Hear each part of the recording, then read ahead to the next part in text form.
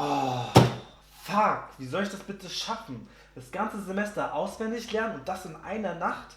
Wer hat sich das bitte ausgedacht? Süße, hast du Hunger? Moment, ich bring dir was. Oh ja, das ist lieb. Danke, Mama. Bitteschön, Süßer. Oh, das sieht aber lecker aus. Dankeschön, Mama. Bitteschön, mein Süßer. Ah, und natürlich auch noch was zu trinken. Ist sehr wichtig für deine Konzentration. Bitteschön. Danke dir.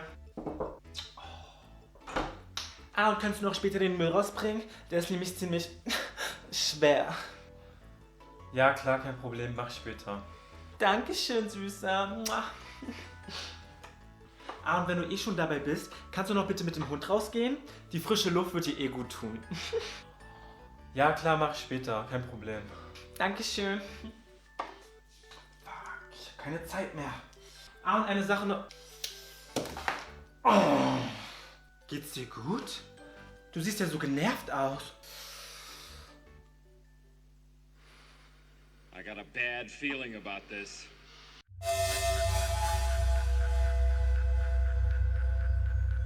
Guten Tag, willkommen zurück in meinem Uchiverse, dein Ort für deine wöchentliche Inspiration.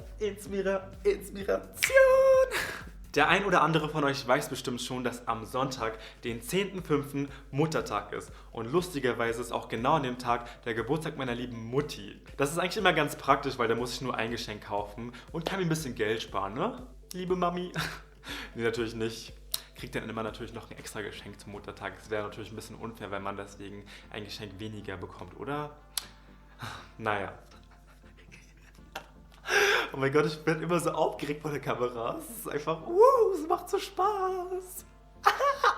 Anyways, um dir einen kurzen Überblick für mein heutiges Video zu geben, zuerst gehen wir näher darauf ein, warum es so wichtig ist, eine gute Beziehung zu seiner Mutter zu haben, welchen psychologischen Einfluss sie auf dich selber hat und was du selber tun kannst, wenn du selbst keine gute Beziehung zu deiner eigenen Mutter hast. Mit Sicherheit kommt die Situation vom Beginn des heutigen Videos bekannt vor, denn es ist eine typische Alltagssituation, die viele von uns kennen. Du willst deine Ruhe, du willst alleine sein und nicht gestört werden, aber deine Mutti kann dich einfach nicht in Ruhe lassen. Sie kann einfach nicht aufhören, dir Liebe zu schenken und sich um dich zu kümmern. Und auch wenn es manchmal nervig ist, wie können wir das unserer eigenen Mutter böse nehmen? Sie will sich doch eigentlich nur um uns sorgen und denkt an uns. Und das hat sie schon von Anfang an getan, schon ab dem ersten Zeitpunkt, als sie wusste, dass sie mit dir schwanger war. So haben unsere Mütter schon in der Gebärmutter für uns Platz geschaffen, in dem wir uns sicher fühlen können und uns ausreichend mit Nahrung versorgt. Und schon bereits während dieser Zeit hat deine Mutter enormen Einfluss auf deinen Charakter. Hatte deine Mutter zum Beispiel eine sehr ruhige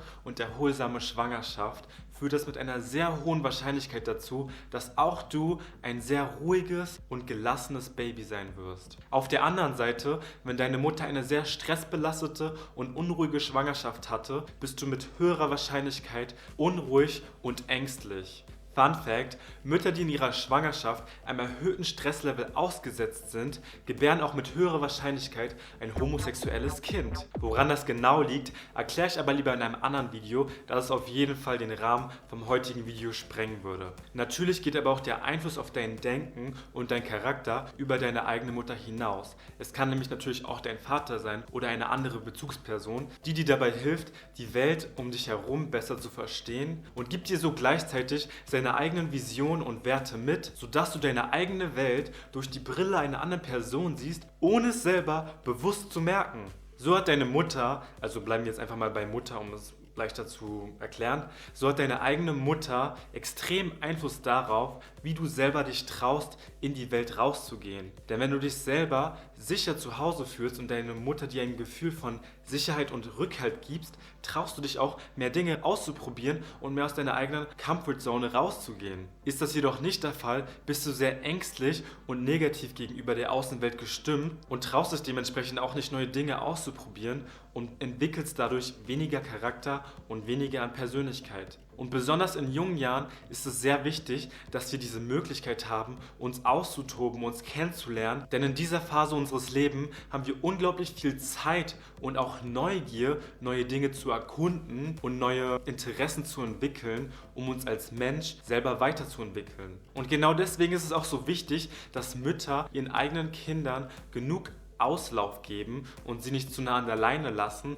damit sie auch die Möglichkeit haben, die Welt selber zu erkunden und Erfahrungen zu machen, die ihnen im Endeffekt Selbstbewusstsein geben, das sie auch für die Zukunft in ihrem späteren Leben brauchen. Denn egal in welchem Lebensbereich wir uns befinden, wir sind immer mit Beziehungen konfrontiert. Egal ob es jetzt ein Vorstellungsgespräch ist, wo man sich selber beweisen muss und zeigen muss, wer man selber ist, wie viel Selbstvertrauen man hat, wie viel Empathie man anderen Menschen gegenüber aufbauen kann und vor allem, wie man selber mit Fehlern umgeht und mit neuen Situationen, die einem eigentlich Angst machen. Aus der Perspektive der Verhaltensgenetik könnte es jedoch auch der Fall sein, dass unsere Persönlichkeit durch unsere Vorfahren bzw. durch unsere DNA beeinflusst wird. Demnach könnte gewisses Verhalten bzw. Charakterzüge von deiner Oma an deine Mutter weitergegeben werden und so von deiner Mutter an dich selber weitergegeben werden. Wenn also deine Oma tendenziell ängstlich war, ist deine Mutter mit höherer Wahrscheinlichkeit auch ängstlich und du so natürlich auch im Endeffekt. In einem Experiment in den 1950ern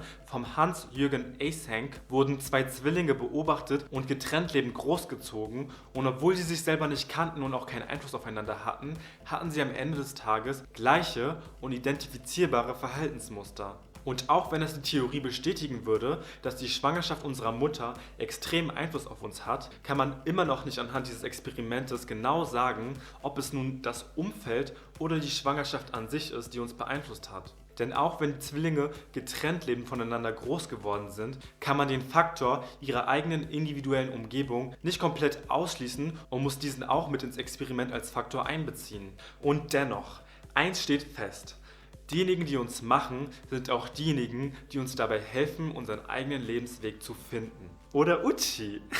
Ich hatte zum Beispiel nicht immer die beste Beziehung zu meiner eigenen Mutter und dennoch hat sie mir indirekt die Möglichkeit gegeben, mich selber so früh wie möglich kennenzulernen, meine eigenen Grenzen auszutesten, mich selber so zu akzeptieren, wie ich bin und auch meine Persönlichkeit zu entwickeln. Zwar ist es auch irgendwo mit einem eigenen Willen verbunden, den ich auf jeden Fall hatte, aber das Wichtigste ist, dass du dich selber als Kind in einem Milieu befindest, wo du dich auch dementsprechend frei bewegen kannst, um diese Erfahrungen zu machen. Bei mir war das leider am Anfang mit sehr viel Einsamkeit, Isolation, Missvertrauen und weiteren negativen Aspekten verbunden. Aber dadurch, dass ich mich so stark zurückgezogen habe, habe ich mich automatisch auch sehr viel mit mir selber beschäftigt, selber sehr viel reflektiert, meine Gedanken aufgeschrieben, mich selber analysiert und so auch meine Persönlichkeit auf einer gewissen Art und Weise gefördert. Vor allem habe ich aber gelernt, mir selber zu vertrauen und es zu genießen, alleine zu sein. Einfach das Alleinesein genießen und auch okay damit zu sein, nicht immer Aufmerksamkeit von anderen Leuten zu bekommen. Das hat mir nicht nur dabei geholfen, eine sehr starke Beziehung zu mir selber aufzubauen, sondern es hat mir auch dabei geholfen, zu lernen, meine Comfortzone immer wieder zu durchbrechen und zu verlassen und so permanent zu wachsen, egal zu welchem Zeitpunkt. Denn wir Menschen, wir wachsen jeden Tag bis zum Ende unserer Tage. Denn jedes Wissen, das wir von Tag zu Tag gewinnen, baut auf dem anderen Wissen auf. Und falls du jetzt zum Beispiel selber Probleme hast, genug Selbstvertrauen und Entschlossenheit zu haben, deine Ängste zu konfrontieren, dann gibt es 2 Möglichkeiten, die für dich in Frage kommen. Entweder du konfrontierst die Dinge, die mit deiner Mutter noch nicht ausgesprochen sind und redest über die Probleme, die dich beschäftigen und dich noch in der Vergangenheit zurückhalten, um diese Energie in positive Energie transformieren zu können und so präsenter und mit dir selber in Verbindung sein zu können. Oder auf der anderen Seite, falls es irgendwie nicht möglich ist, mit deiner Mutter die Wogen zu glätten, würde ich vorschlagen, dass du einfach die Beziehung zu dir selber bestmöglich stärkst und deinen eigenen Selbstwert nicht von äußeren Faktoren wie beispielsweise der Anerkennung deiner Mutter abhängig zu machen. Und mit diesen 7 Schritten wird dir das nicht nur in Handumdrehen gelingen, sondern du kannst dich auch noch gleichzeitig von deinem Verstand befreien und so noch einfacher die beste Version deiner selbst verwirklichen. Vielen Dank fürs Zuschauen und bis zum nächsten Mal in meinem Uchiverse.